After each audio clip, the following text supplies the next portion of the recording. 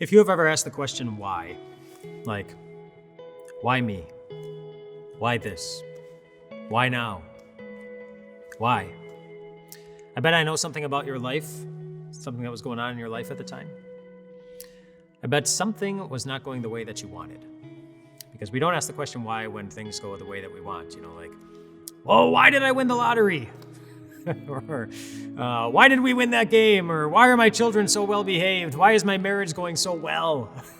We don't question those moments when things are going well. It's only when something is not going well. Why did I lose my job? Why is there so much pain? Why is there so much hurt? Why did the accident happen? Why did someone I love have to die long before I was ready to say goodbye to them? Why? Jesus' disciples asked Jesus that question one day.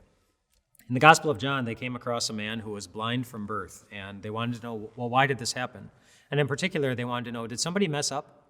Did somebody sin? Was God punishing this person or punishing this person's parents? So this is how it goes. As Jesus went along, he saw a man blind from birth. His disciples asked him, Rabbi, who sinned, this man or his parents, that he was born blind? Neither this man nor his parents sinned, said Jesus.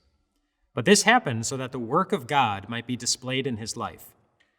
Having said this, he spit on the ground, made some mud with the saliva, and put it on the man's eyes. Go, he told him, wash in the pool of Siloam. So the man went and washed and came home seeing.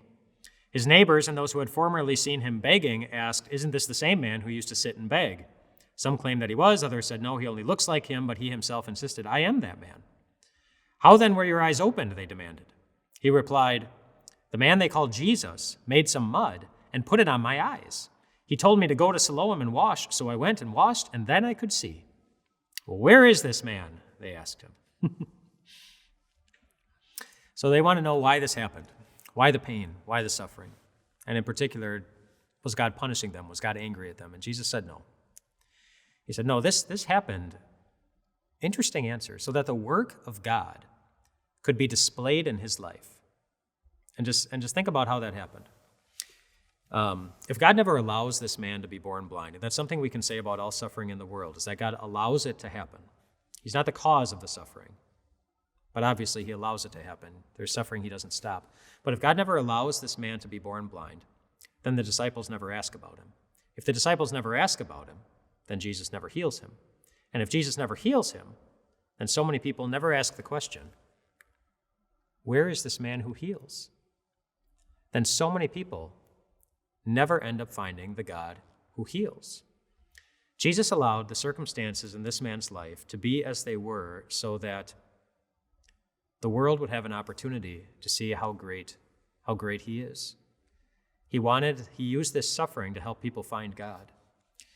My friends, we live in a world in which it is so, so difficult to see God. There is so much pain, there's so much hurt, there's so much sin. There's such a lack of good things that it's difficult just with our eyes and as we go through life to find God. And so God uses the things that are already present to help us find him. The only way, there is one particular way that God promises to use all of our suffering and all of our hurt. In John chapter 14, Jesus invited us to pray for whatever we want. Whatever we want. And then he told us exactly how he is going to answer all those prayers when he said, I will do whatever you ask in my name so that the Son may bring glory to the Father. In other words, whatever is going on in your life, whatever it is you're praying for, whether it turns out just the way you're hoping or it turns out the exact opposite, whether it's really easy, which probably isn't the case if you're praying about it, or if it really hurts, whether it's little suffering or a lot of suffering, there is one way that it is guaranteed to turn out. In some way, it's going to shine the spotlight on God. God is going to use your suffering to shine the spotlight on him. There is no possible outcome. And that highlights a very important truth about all of our lives. Your life is not about you. It's about God. In fact, would you just repeat after me? My life is not about me. My life is about God. My life is about God. My life is not about me. My life is all about God. Or another way to say it, your life is a work of God. Your life is a work of God. In some way, however you are hurting and whatever you see in the world, place that hurt into the hands of God. And you will see, maybe today, maybe tomorrow, maybe next week, maybe next month, maybe not until you get to heaven, that God used your suffering in the same way that He promises to use every other aspect of your life to help somebody else see God. Because your life is a work of God. Earlier this week, I was visiting with a friend who seems to be on his way to heaven. And I was sitting with him and with his wife and 2 daughters, and they were sharing stories about the different things that have happened while he's been sick, very sick. And they were sharing great stories about how people looked at him and looked at their family and saw Jesus. They saw the confidence that Jesus allows us to live with as we go through confidence, and how He made quite an impression. And hearing that was so inspiring to me.